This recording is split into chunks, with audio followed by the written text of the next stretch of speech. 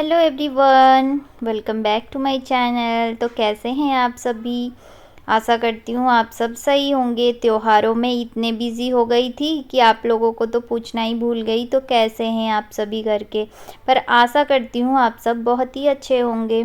तो आज थोड़ा सा ठंडा ठंडा सा लग रहा है और खिड़की से ठंडी ठंडी हवाएं चल रही है, क्योंकि थोड़े दिन बाद तो ठंडी आ ही जाएगी। अभी तो नहीं लग रहा ठंडी आ गई है। तो यहाँ पे सुबह बन रहा है नाश्ता, और ठंडी से बचने के लिए मैंने ओढ़ ली थी एक छोटा सा दुपट्टा, क्योंकि अभी तो विंटर वेयर्स निकले नहीं है, इसीलिए अभी दुपट्टे से ही काम चलाना पड़ेगा। तो यहाँ पे मैं बना रही हूँ एक रोटी, क्योंकि एक रोटी बन रहा है हमारे शेरू के लिए। और आप पूछेंगे शेरू कौन है, तो शेरू है हमारा स्ट्रीट डॉग, जो हस्बैंड के ऑफिस के पास रहता है। और जब भी हस्बैंड लंच बॉक्स लेके जाते हैं तो शेरू को एक रोटी दे के ही आते हैं। तो आजकल हस्बैंड लंच बॉक्स नहीं लेके जाते हैं, क्योंकि दोपहर को वो वापस आ जाते हैं और फिर शाम को जाते हैं तो लेट नाइट वापस आते हैं, क्योंकि काम ही इतना है। और आप लोग ऑनलाइन शॉपिंग भी तो इतना करते हैं, तो काम तो करना ही पड़ेगा हम लोगों को। उधर शेरू का रोटी बन रही है और यहाँ पे मैं भिगा दे रही हूँ थोड़ा सा पोहा। आप लोगों को तो पता है मेरे घर में पोहा कितना पसंद किया जाता है। और यहाँ पे शेरू का रोटी बन रहा है, तो थोड़ा सा बड़ा ही रोटी बना देती हूँ मैं, ताकि उसका पेट भर जाए। एक रोटी से तो पेट नहीं भरेगा, पर ठीक है उसका मन तो भर जाएगा कि हाँ रोटी तो आया कम से कम मेरे लिए। तो इसीलिए मैंने उसके लिए एक रोटी बड़ा वाला बना ही दी थी। इसके बाद मैंने पोहे को अच्छे से धो ली थी और इसमें नमक डाल दे रही हूँ, क्योंकि मैं ऐसे ही करती हूँ, धुले हुए पोहे में ही नमक डाल देती हूँ, ताकि जब बनाऊँगी ना तब नमक ना डालना पड़े। और देखी तो मेरा जो फल्लीदाने का डब्बा था वो तो खाली हो चुका था। और पोहे में हमारा फल्लीदाना डालना तो ज़रूरी होता है, क्योंकि हस्बैंड को फल्लीदाना बहुत ही ज़्यादा पसंद है।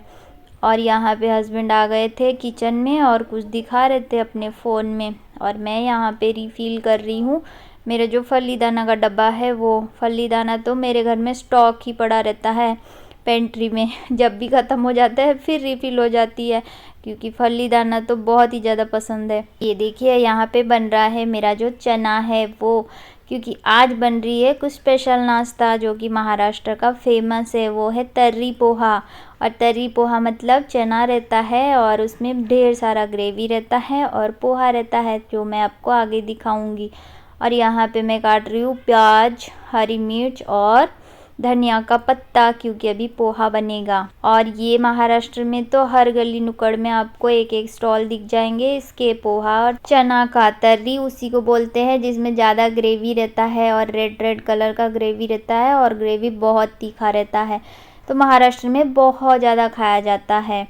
और हस्बैंड को तो आदत है, क्योंकि वो महाराष्ट्र में रह चुके हैं बचपन से। तो यहाँ पे मेरा जो चना है वो टेस्टी वाली बन चुकी थी, और यहाँ पे मैंने थोड़ा सा डाल दी थी उसमें धनिया के पत्ते, ताकि और ज़्यादा उसमें खुशबू आ जाए। और ये देखिए, देख के लग रहा है ना टेस्टी।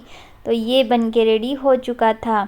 और उसके बाद मैं बना रही हूँ यहाँ पे पोहा, तो इसीलिए मैंने तवा चढ़ा दी थी।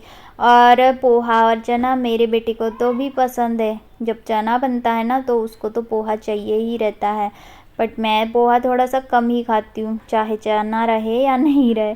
तो पैन में मैंने डाल दी थी थोड़ा सा ऑयल, उसके बाद डाल दी थी थोड़ी सी राई, और फल्लीदाना तो ज़रूरी है तो वो भी डाल दी थी थोड़े से। और जैसे ही फल्लीदाना हो जाए अच्छे से, थोड़ा सा क्रैक होना चाहिए, नहीं तो वो क्रिस्पीनेस नहीं आएगी फल्लीदाने में। तो उसके बाद मैं डाल दी थी यहाँ पे चॉप्ड किया हुआ ऑनियन, क्योंकि मैं यहाँ बना रही हूँ कांदा पोहा। कांदा पोहा में तो जो ऑनियन रहती है वो लंबे लंबे रहते हैं, बट मैंने काट दी थी छोटा छोटा। उसके बाद जैसे ही कांदा मतलब प्याज जैसे ही हो गया था, उसके बाद मैंने उसमें डाल दी थी थोड़ी सी हल्दी। नमक तो डालना नहीं है, क्योंकि मैंने ऑलरेडी पोहे में डाल दी थी। तो पोहा को मैंने अच्छे से खिला खिला बना दी और उसके बाद इसमें डाल दी। अब अच्छे से पोहे को मिक्स कर लेंगे और हमारा बन के तैयार हो जाएगा टेस्टी टेस्टी कांदा पोहा। और आज का नाश्ता खा के हस्बैंड तो खुश ही हो जाने वाले हैं, क्योंकि उनका फेवरेट नाश्ता जो है। तो जैसे ही पोहा को मैंने अच्छे से मिला दी थी, उसमें डाल दी थी मैंने थोड़ा सा शक्कर के दाने और डाल दी थी थोड़ी सी धनिया पत्ता। इससे बहुत ही अच्छा टेस्ट आता है, कभी डाल के देखिएगा। उसके बाद मैंने इसको अच्छे से मिला ली थी और ढक्कन लगा के गैस बंद करके अभी चली जाऊंगी। यहाँ पे मेरा जो नाश्ता है वो रेडी हो चुका था और अभी मैं थोड़े से मसालेदानी को पोंछ ले रही हूँ और रख दूंगी ताकि वो भी क्लीन रहे। तो यहाँ का सारा काम हो चुका था। ये देखिए पोहा बन के तैयार है और यहाँ पे चना भी बन चुका था। तो अभी जो बेडरूम का झाड़ू बचा था तो वो लगा लेंगे, क्योंकि बाकी घर का झाड़ू तो मैंने कर ली थी सुबह ही सुबह आज। तो देखिए मैं बोल रही थी ना ऋषभ सोया हुआ है, तो देखिए वो सोया है क्योंकि उसका तो आज स्कूल छुट्टी है छठ पूजा के लिए, तो इसीलिए तो मैं आराम आराम से काम कर रही हूँ। तो जो बेडरूम का मैट था उसको निकाल के मैं बाहर रख दी। मैं जब भी झाड़ू करती हूँ सारे घर के मैट्स निकाल के बाहर रख देती हूँ, पूरा घर को क्लीन कर देती हूँ। उसके बाद झाड़ू लगाने में भी मुझे आसानी होती है। तो यहाँ का झाड़ू मैं आराम आराम से लगा दूँगी ताकि ऋषभ को कोई डिस्टरबेंस ना हो, नहीं तो वो उठ जाएगा, अभी सोया हुआ है ना। तो अभी हस्बैंड गए हैं नहाने के लिए और जब तक नहा के आएंगे तो मेरा ये बेडरूम का जो झाड़ू है वो हो जाएगा। उसके बाद मैं उनको नाश्ता दे दूँगी और नाश्ते के बाद फिर मैं करूँगी अपना पोछे का काम। तो ऐसा ही चलता रहता है दिन भर का काम। तो आज मैं आप लोगों के साथ सुबह का सुबह ब्लॉगिंग कर रही हूँ मॉर्निंग रूटीन शेयर करने के लिए। तो मॉर्निंग रूटीन मेरी ऐसी ही रहती है, कुछ शायद मेरी ही नहीं सभी लोगों का ऐसा ही रहता है। मॉर्निंग में तो झाड़ू पोछा रहता ही है, तो वही दिखाऊंगी और क्या दिखाऊंगी आप लोगों को। तो चलिए, ये घर तो मेरा हो गया था झाड़ू, देखिए हो गया ना क्लीन। उसके बाद पोछा लगा दूँगी तो और क्लीन हो जाएगा। तो हस्बैंड आ चुके थे नहा के, अभी मैं लगाऊंगी उनका जो नाश्ते का प्लेट है वो।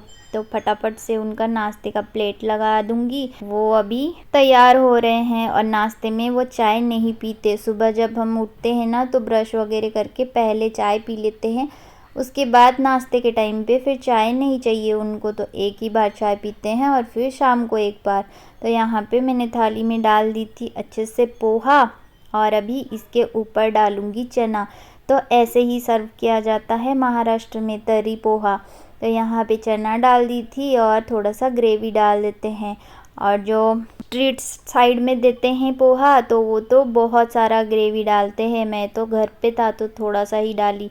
और अभी इसके ऊपर डाल दूँगी मैं सेव, जो कि दिवाली में बनाई थी, तो अभी तक बचा हुआ है क्योंकि मैंने इतना सारा जो बना दी थी।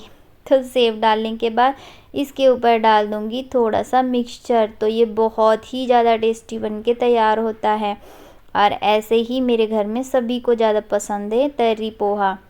और मैं आपको दिखाऊंगी हस्बैंड का रिएक्शन। तो पहले ऋषभ को देख लीजिए, ऋषभ का जो बचपन की आदत है ना वो अभी तक नहीं छूटी है। सोते वक्त वो मुंह में 2 उंगली डाल के सोता ही है, पता नहीं कब छूटेगा। और यहाँ पे देखिए हस्बैंड कितने अच्छे से खा रहे हैं अपना टेस्टी टेस्टी पोहा, उनको तो बहुत ही पसंद आया था। और वैसे भी पोहा उनको तो पसंद ही है, पर आज तो तरी पोहा खा के तो वो और भी ज़्यादा खुश हो गए थे। और देख रहे हैं ना उनका एक्सप्रेशन से पता चल रहा है आपको कि उनको तो बहुत ही ज़्यादा पसंद आया था। एक चीज़ बताऊँ, पोहा बनाई मैंने और मेरे लिए ही रखा जा रहा है प्लेट के साइड में। ये देखो, ये जो साइड में एक पोहा रखा हुआ है ना, एक ही पोहा, 2 भी नहीं, तो ये मेरे लिए रखा हुआ है ताकि मेरा नज़र ना लग जाए। हाँ, बनाई मैंने और मेरा ही नज़र लग जा रहा है पोहा में स्पेशली। कैसे जुल्म होते हैं मेरे पे, देखे आप लोगों ने। ऐसा है, बनाऊँ मैं और मेरे लिए ही रखा जाए ऐसा। चलिए क्या कर सकते हैं, अभी बेड सजा लेते हैं। तो ऐसा ही चलता है हम हस्बैंड वाइफ के बीच में बातें। तो इसके बाद फिर चलते हैं काम पे। तो यहाँ पे ऋषभ उठ गया था तो मैं पहले बेड सजा लूँगी, क्योंकि बहुत ज़रूरी है। जब तक बेड नहीं अच्छे से बिछी रहती तो आपको तो बिल्कुल ही अच्छा नहीं लगता, तो मेरे को भी अच्छा नहीं लगता जब तक बेड अच्छे से प्रॉपर सज ना जाए। तो यहाँ पे मैंने बेड को अच्छे से बिछा दी थी। और चलिए मैं दिखाती हूँ बहुत अच्छी चीज़। तो ये देखिए, ये है पोहे का प्लेट और एक भी पोहा नहीं बचा, और जो बचा हुआ रखे थे वो भी नहीं बचा है अब। तो पोहा इतना पसंद है मेरे घर में, तो आप लोग देखें ना। तो अभी हस्बैंड तैयार हो चुके थे ऑफिस जाने के लिए, पर अभी भी काम बचा हुआ है। जब तक वो ऑफिस नहीं जाते तब तक मेरा काम नहीं होता। तो उनको मैंने सॉक्स दी क्योंकि उनको नया सॉक्स चाहिए और उनको जूते भी चाहिए क्योंकि वो पुराना जूता गंदा हो गया था, तो मैंने फिर उनको जूते दी। तो ऐसा ही चलता रहता है मेरा मॉर्निंग का रूटीन। आज थोड़ा सा स्कूल छुट्टी है इसीलिए मुझे थोड़ी सी रिलैक्स है, नहीं तो सुबह सुबह रिलैक्स तो होता ही नहीं 10:30 बजे तक के। तो हस्बैंड अभी चले गए थे तो मैं जा रही हूँ पोछा लगाने। पता नहीं ये घर के काम कब ख़त्म होंगे, एक के बाद तो दिखता ही रहता है कुछ कुछ काम। तो ऐसा ही चलता है मेरा सुबह का रूटीन। तो यहाँ पे मैं अभी पोछा लगा लूँगी और पोछा तो मैं ऐसे लगाती हूँ, पोछा को जब तक आड़ा टेढ़ा करके हर कोने तक नहीं पहुँचा लेती तब तक मुझे तो सुकून मिलता ही नहीं है।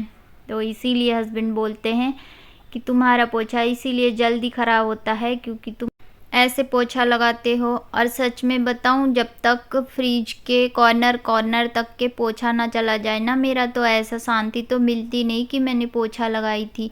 तो इसी वजह से मुझे ऐसा पोछा लगाना पड़ता है। और ये जो मॉप है मेरा बहुत अच्छा मदद करता है, ये 2 साल से मेरे साथ है क्योंकि ये पोछा लगाने में बेस्ट है क्योंकि हर कोने में चला जाता है।